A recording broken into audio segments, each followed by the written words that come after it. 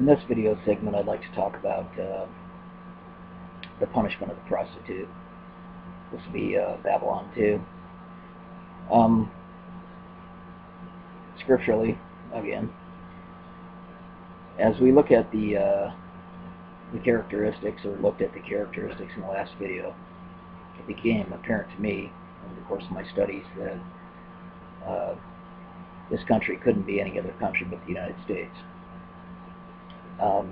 The judgment that I referred to in that video relative to Babylon is quite intimidating.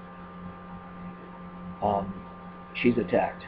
She's attacked militarily, she's attacked economically, and she's attacked through Yahweh's wrath.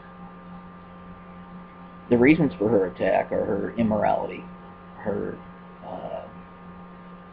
betrayal of Israel, her manipulation of world events to force Israel to accept a dual state situation within her borders.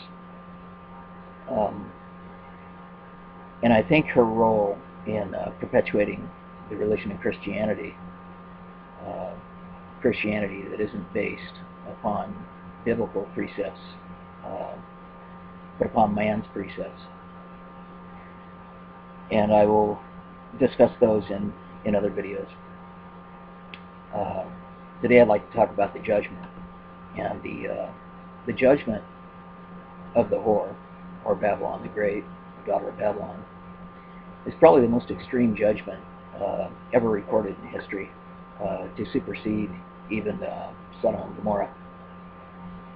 Initially, her judgment starts economically, and that began in 2008, Rosh Hashanah, blowing of the Trumpets Festival.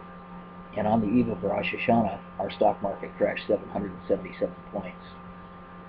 I don't think those numbers are abstract. They're a prophetic number, and as you study the prophets, and especially Revelation, you'll notice that the sevens are a critical number and sign from Yahweh to us. Let us know that His judgment is in effect. Our economic judgment started in 2008, and it has been almost 3 years now, 2.5 years, and we can see that we're in a big world of hurt economically. In fact, there are many people on the web discussing today how it's the end of the dollar, forcing us into a global currency. A lot of people believe that the United States is a participant in the world government. Scripturally, the United States controls the kingdoms prior to the world government, and I do believe we are participating in establishing the world government today, but scripturally we are removed prior to the establishment of the world government. The world government will come out of the European Union.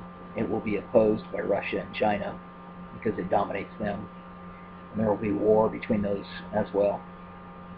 But initially, Babylon needs to be destroyed, and she is destroyed by military methods, nuclear devastation and biological devastation, from Russia, China, the kings of the East, Russia being the Medes, and the Persians, which are the Arab nations, particularly Iran, but as many nations as they can gather together with them. This will probably take place, or affect itself, in an attack that appears to be a terrorist attack. Initially, I believe an attack of freighters off our coast will lob in very short-range nuclear weapons to disable our command and control facility, and we won't be able to detect them as a nation in order to retaliate. If, say, 6 freighters were to surround our prime cities of Seattle, Long Beach, Los Angeles, New York, Los Angeles, and Virginia, and lob in very small nuclear weapons into those command and control structures, the control of our country from a governmental perspective would be terminated. I believe after that takes place, the Chinese will move in to the West Coast using their freighters and unload troops, tanks, whatever it takes to establish control of what's left.